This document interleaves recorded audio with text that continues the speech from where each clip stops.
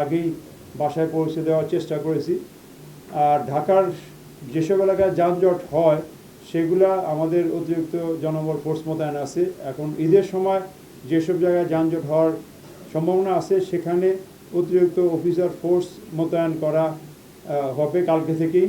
অতএব ঢাকা থেকে বের হওয়ার জন্য গাবতলী আমিনবাজার, এদিকে চট্টগ্রাম রোড, এদিকে ঢাকা মাও রোড বা উত্তরার এসব এলাকায় পর্যাপ্ত সংখ্যক ট্রাফিক পুলিশ ব্যবস্থা মোতায়েন থাকবে।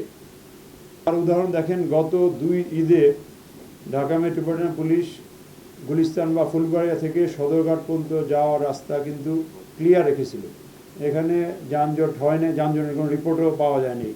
এখানে আমাদের deputy police commissioner, Lalbagh traffic zone সহ আমাদের জয়েন্ট কমিশনারও আছে, তারাও রাস্তা থেকে অতিরিক্ত জনবল মোতায়েন করে যানজট ক্লিয়ার রাখে। এখানে একটা সুবিধা হলো যে বন্ধের সময় অফিস বা জগন্নাথ ভার্সিটি খোলা থাকবে না, ওইদিকে অন্যান্য লোকের যাতায়াত কম থাকবে।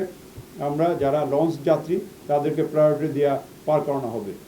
আর হকার ফুটপাতের ব্যাপারে যেখানে যেখানে যানজট বেশি রাস্তা দখল করছে এগুলো আমরা গত কয়েক মাস যাবৎ সরিয়ে রেখেছি, যানজট যাতে না হয়। যতটা সম্ভব আমরা যানজট মুক্ত করার চেষ্টা অব্যাহত আছে। আমাদের নিয়মিতভাবে অতিরিক্ত ফোর্স মোতায়েন করে ক্ষেত্রে বিশেষে আমাদের জুডিশিয়াল ম্যাজিস্ট্রেট মোতায়েন করে এই হকারকে আমরা নিয়ন্ত্রণে রাখতেছি।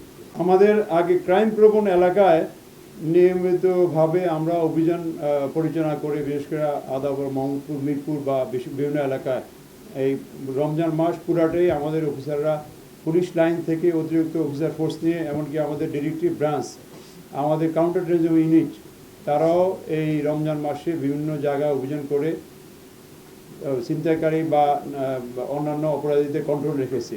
এরা ছড়িয়ে ছিটিয়ে পড়ছে। সেখানেও আমাদের ঢাকা মহানগরে প্রতিদিন 300-র উপরে মোটরসাইকেল এবং গাড়ি যোগে মোবাইল পেট্রোল করতেছে।